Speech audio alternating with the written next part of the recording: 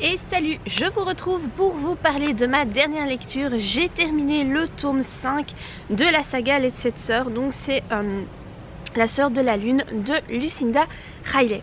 Alors dans ce tome-ci, on va suivre Tiggy, qui est une jeune femme un petit peu magicienne. En fait, elle est très fortement reliée à au monde spirituel. Voilà, elle croit en la vie après la mort, etc. Elle ressent certaines choses, elle est très attirée par les animaux et les animaux sont très attirés par elle. Voilà, elle est un petit peu, ouais, vraiment spirituelle. Moi, c'était la sœur que je préférais. Depuis le début, c'est l'histoire de Tiggy que j'étais la plus impatiente de lire. Donc j'étais trop contente d'enfin arriver à ce tome-ci. Alors, de fait, après avoir lu le 5e tome, je maintiens, c'est Tiggy, ma sœur préférée de toutes les sœurs, des 6. Dans ce tome-ci, contrairement aux autres tomes, j'ai préféré l'histoire de Tiggy, donc l'histoire au présent, plutôt que l'histoire de son ancêtre. Donc, si vous débarquez sur ma chaîne et que vous ne savez pas de quoi parle la saga des 7 sœurs, en fait, on va suivre une sœur dans une des 6 sœurs dont il est question dans l'histoire. Au moment présent, elle va en fait essayer de retrouver ses origines. Elle a été adoptée par un vieil homme et elle ne sait pas d'où elle vient et donc elle va essayer de retrouver ses origines. Donc en fait le roman est divisé en deux. Vous avez à la fois des passages au présent avec l'histoire de Tiggy à l'instant présent, avec ses recherches, etc., comment elle fait pour découvrir d'où elle vient. Et puis vous avez des petits flashbacks, l'histoire au passé en fait de son ancêtre, où on voit ce que son ancêtre a vécu jusqu'au moment où les histoires se recoupent. Alors ici, moi j'ai préféré vraiment l'histoire de Tiggy. C'est pas que j'ai pas aimé l'histoire de son ancêtre, mais elle m'a moins intéressée que, on va dire, pour les autres tomes. Ici voilà, on est en Espagne, on part en Espagne, on va découvrir une communauté qui est très mal connue. D'ailleurs l'autrice a dit dans ses remerciements qu'elle avait eu beaucoup de mal pour ses recherches parce qu'il n'y a pas beaucoup de... c'est pas en fait l'histoire de ce peuple n'est pas mise par écrit. Tout se fait oralement, du coup c'est très difficile de retrouver comme ça des traces. Ce que j'ai bien aimé aussi dans le roman, enfin ce que j'ai bien aimé, non c'est pas que j'ai bien aimé mais disons que j'ai remarqué le petit clin d'œil quand donc Lucinda Riley a écrit ce tome là, elle était déjà malade et en fait à un certain moment dans le roman elle met comme ça une petite citation par rapport aux maladies. Il vaut mieux ne pas savoir qu'on a une maladie grave parce que quand on le sait qu'on est atteint d'une maladie grave, on a peur. Et la peur fait en sorte qu'on guérit moins vite ou qu'on ne guérit pas du tout. Donc il vaut mieux ne pas être au courant, ne pas savoir. Et quand j'ai lu cette petite citation, je me suis dit, oula, toi à mon avis, tu savais déjà que tu avais ton cancer quand tu as écrit ce roman-là. Et de fait, à la fin, elle le met dans ses remerciements que voilà, elle remerciait les gens de l'avoir soutenue parce que l'année a été très compliquée pour elle à cause d'une maladie, etc. Et bon, malheureusement, on sait actuellement que elle est décédée d'un cancer. Et ce roman-là est écrit en 2018. Ça faisait 4 ans, quand elle est décédée, ça faisait 4 ans qu'elle se battait contre un cancer. Donc voilà, malheureusement, elle était déjà malade à ce moment-là. Donc j'ai globalement bien aimé le livre. Mais il y a quand même certaines petites choses qui m'ont un peu, que j'ai un peu moins appréciées. Par exemple, l'histoire d'amour qui tourne autour de Tiggy. C'est pas central, mais disons que on en parle quand même pas mal. Il y a quelque chose qui tourne autour de Tiggy par rapport à une histoire d'amour, et j'ai trouvé cette histoire d'amour très gnangnan. Ça m'a un peu saoulée quand même quoi. C'est bon, ils sont adultes, et là t'avais l'impression d'avoir affaire à des gamins de 15 ans. Certains dialogues aussi, je sais pas ce qui s'est passé dans ce roman-ci, parce que j'ai pas eu cette impression-là dans les autres romans, mais j'ai l'impression que certains dialogues n'étaient pas du tout réalistes. Les phrases qui se disaient, tu voyais que c'était, ouais je sais pas, c'était pas réaliste quoi, c'est pas du langage oral, ça... J'ai tiqué sur certaines phrases de dialogue en me disant mais jamais quelqu'un dirait les choses de cette façon-là, ça va pas. Où tu voyais que les dialogues étaient amenés pour qu'une information nous soit donnée, parce qu'en fait le truc c'est que ce sont donc les romans sont écrits du point de vue interne, donc on ne voit que ce que voit Tiggy. Et c'est vrai que quand tu écris du point de vue interne, c'est un petit peu limitant, hein, parce que voilà, c'est pas toujours évident pour donner les informations au lecteur. Il faut réfléchir à comment tu vas amener les infos, puisque le lecteur ne sait voir qu'à travers ton personnage.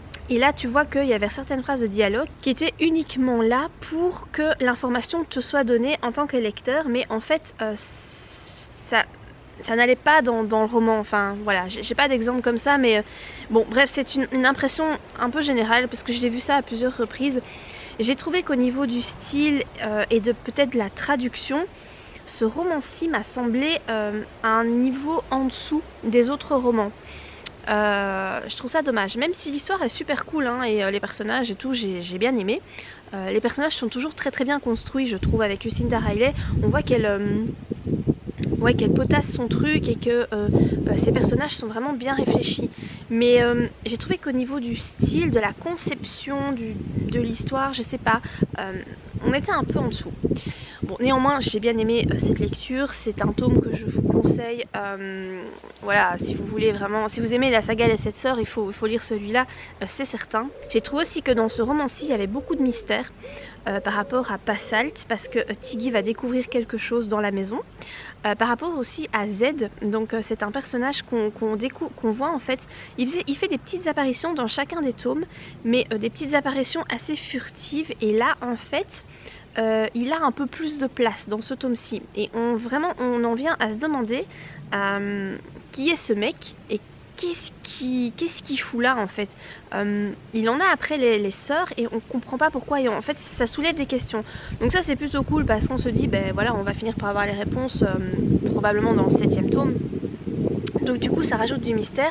C'est ça qui est bien je trouve, parce que tu as donc l'histoire de chaque sœur dans chacun des tomes, mais tu as aussi une espèce de petit fil rouge, une espèce de petit mystère qui suit d'un roman à l'autre. Et ça, moi je vous avoue, j'aime quand même bien parce que tu retrouves comme ça des infos d'un tome à l'autre, et moi ça me plaît bien. Donc voilà. Lecture très sympa que je vous recommande. Comme d'habitude, la saga Les 7 Sœurs, moi vous savez, si vous me suivez depuis un petit moment, vous savez que j'adore cette saga. Du coup là je me suis lancée dans la saga, encore une saga, enfin là il n'y a que 2 tomes pour le moment, Vampiria de Victor Dixon. Je ne sais même plus quel est le titre du tome 1, mais bon voilà, j'ai commencé par le tome 1 en toute logique, hein. C'est toujours mieux quand même de commencer par le tome 1. Alors en fait je suis super intriguée par cette saga.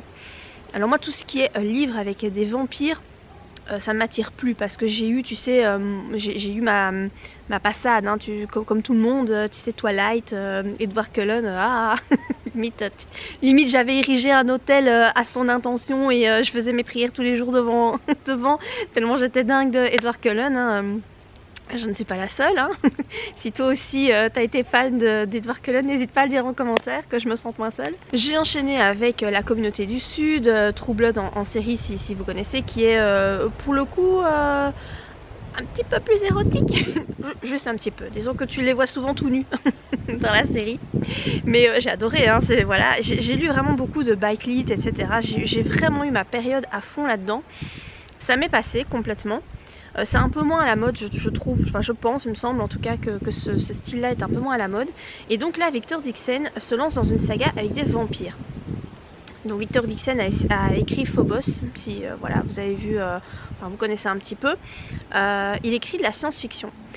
Et là, en fait, on se retrouve à la cour de Louis XIV. Et en fait, Louis XIV est un vampire. Et apparemment, tous les nobles qui gravitent autour de lui sont des vampires aussi. Et du coup, je trouve ça space parce que, enfin, je sais pas, c'est pas le genre d'histoire que j'aurais pu imaginer. Et je sais pas du tout où l'auteur en fait va nous emmener, et je suis très intriguée. En plus j'adore Versailles, je suis complètement fan de Versailles, tout ce qui est Louis XIV, Louis XV, j'adore cet univers, vraiment je suis trop fan de ça.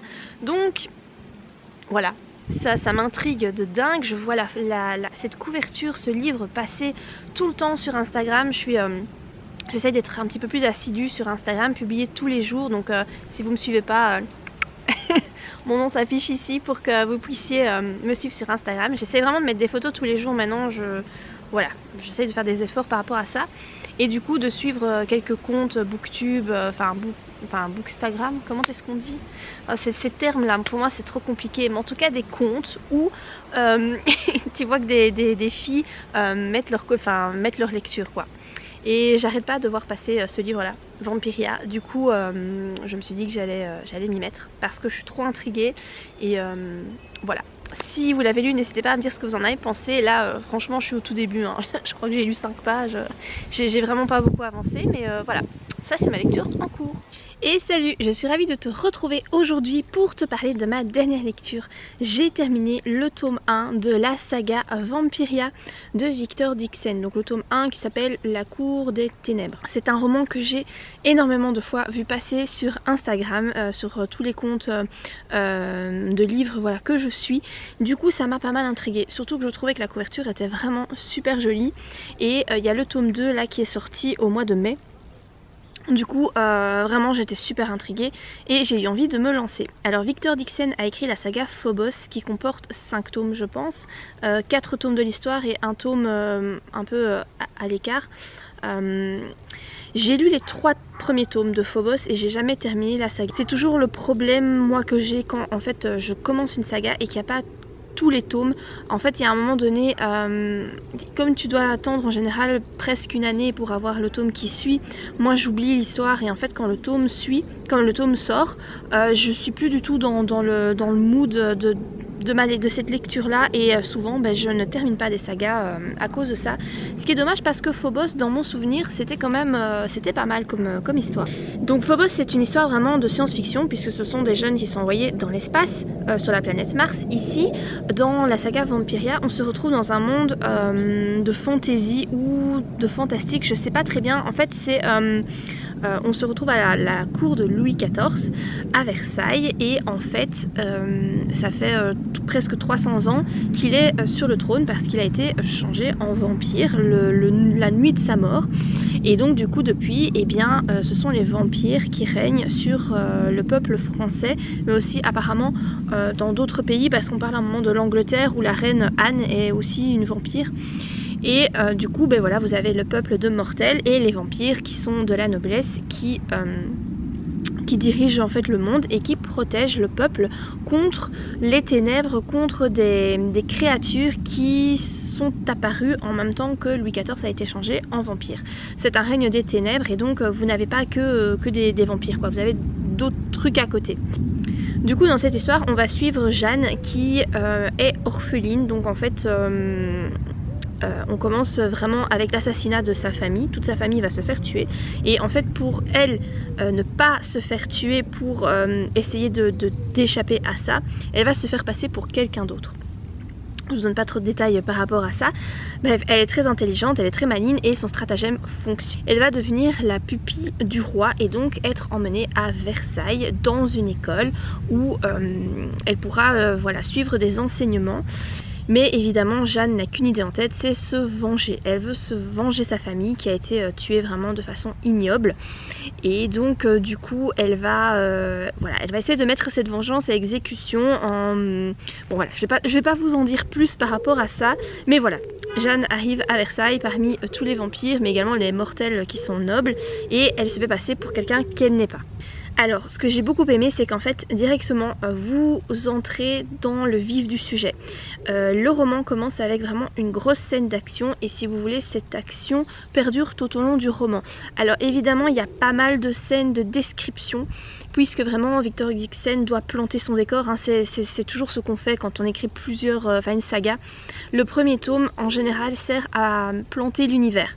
C'est pour ça qu'en général le premier tome est peut-être un petit peu moins dans l'action que les tomes qui suivent parce que il faut bien que les codes de l'univers soient expliqués et tu es obligé de les expliquer dès le début quoi.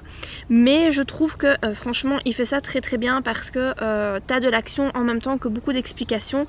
Et moi franchement je me suis laissée mais complètement emportée par ce roman. En fait pour vous dire, dès que j'avais 5 minutes je me replongeais dans ma lecture. J'avais mais tellement envie de poursuivre, de savoir ce qui allait se passer. Il y a beaucoup de suspense, beaucoup d'intrigues de toutes les sortes.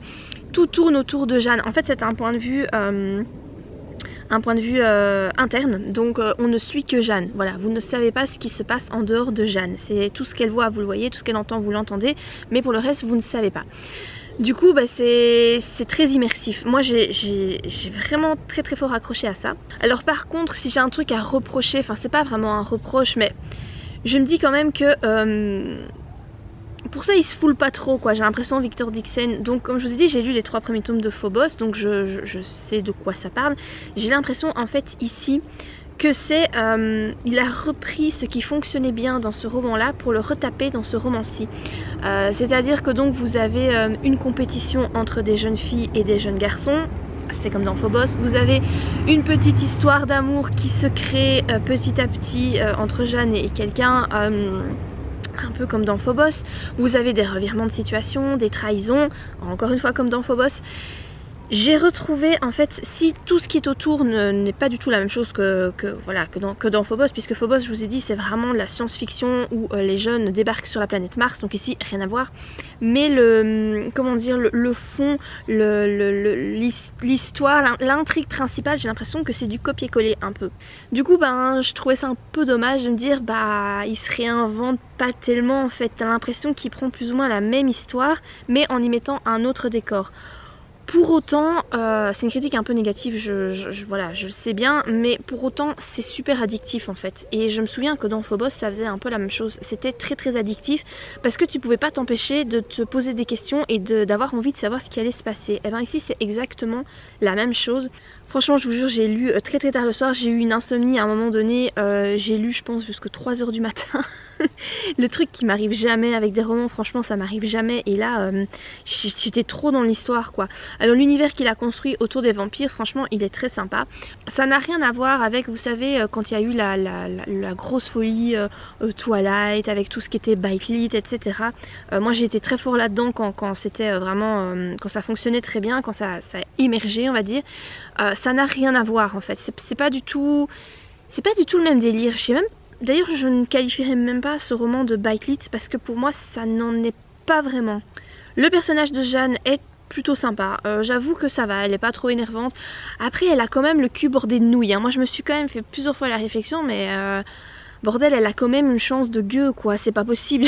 T'as l'impression que tout, dès qu'elle va se faire pincer pour un truc ou l'autre, ou que tu te dis ben voilà c'est fini, elle va mourir, et d'ailleurs elle se le dit aussi dans le roman, hein, que sa fin est proche, bah t'as un truc qui survient, qui fait que ah bah non ça la tire d'affaire, et elle a vraiment, comme je vous dis, une chance de gueux, parce que ça n'arrive pas qu'une fois dans le roman, ça arrive genre, je sais pas moi, 7-8 fois. À un moment donné tu te dis quand même, ouais, bon, c'est peut-être un petit peu exagéré, mais je me semble que dans Phobos c'était un peu le même principe. Je me souviens plus trop par rapport à ça, à la chance des héros, etc. Mais bon, étant donné que j'ai lu Phobos, franchement, moi j'ai pas pu m'empêcher de faire un parallèle et d'y trouver des points communs, et des gros points communs. Donc voilà, vraiment c'est une lecture addictive. Pour tout vous dire, dans la foulée j'ai acheté le tome 2 et je vais commencer le tome 2. En fait j'ai terminé le tome 1 là ce matin en déjeunant, voilà. Tu sais, d'habitude je regarde des petites vidéos pendant que je déjeune, et ben en fait non, là j'ai lu. Tellement je suis à fond dans cette saga, tellement j'aime bien. Du coup j'ai acheté le tome 2 et voilà, je vais pouvoir commencer le tome 2. Je trouve que les couvertures sont vraiment belles. La couverture du tome 2 est encore plus jolie, je trouve, que le tome 1. C'est dans des moments pareils que tu regrettes en fait de lire sur liseuse, parce qu'en fait la couverture tu la vois jamais. Mais moi je la vois sur ma tablette, hein, comme j'ai l'application Kindle aussi sur ma tablette, pour faire mes photos, entre autres sur Instagram, j'utilise ça, comme ça j'ai au moins la couverture en couleur, parce que sur l'iseuse c'est en noir et blanc, et c'est vrai que là je remarque que la couverture est vraiment super jolie, et bon, bah, c'est dommage parce qu'en fait je la vois jamais. Je sais pas combien de tomes sont prévus, ça m'étonnerait qu'il n'y en ait que 2, ce qui m'embête pas mal parce que du coup si l'histoire ne se termine pas au tome 2, je vais devoir attendre, et avec le risque de ne pas avoir envie de continuer la saga une fois que le tome 3 sortira. Je vous avoue que je me tâte à lire le tome 4 du coup de Phobos, parce que je trouve ça dommage de ne jamais avoir terminé la saga, surtout que je l'aimais quand même bien. Mais je pense, enfin je préfère quand même celle-ci. Je suis beaucoup plus dedans, même si Phobos j'étais quand même pas mal dedans. Ici j'aime vraiment bien le fait qu'il y ait des vampires, en fait il n'y a rien à faire, moi c'est un truc que j'aime bien. Quand c'était vraiment la folie Twilight et tout ça, j'étais à fond dans les vampires et tout, ça m'est passé. Mais là c'est vrai que revoir de nouveau des vampires, ça donne envie. Après ici le vampire n'a pas du tout une connotation sexuelle comme vous pouvez avoir dans la backlit. C'est pour ça que je trouve que ça ne correspond pas trop à de la backlit. Ici les vampires ils sont vraiment, certes ils sont très beaux physiquement, mais ils inspirent la mort quoi. Vraiment tu ressens la mort quand tu les vois. Et du coup ils n'ont pas cette connotation sexuelle qu'on pouvait retrouver avant quand c'était vraiment la grande folie des histoires à vampires. Donc voilà, par rapport à cette lecture que je vous conseille franchement, j'ai vu beaucoup d'avis positifs, mais en fait je comprends ces avis positifs, pour moi c'est totalement justifié. Si vous avez lu cette histoire, n'hésitez pas à me dire ce que vous en avez pensé. Voilà, je vous tiendrai en tout cas au courant de ma lecture du tome 2. Voilà, j'espère que cette vidéo vous a plu. Si c'est le cas, n'hésitez pas à la liker et moi je vous dis à très bientôt pour de prochaines vidéos. Bye!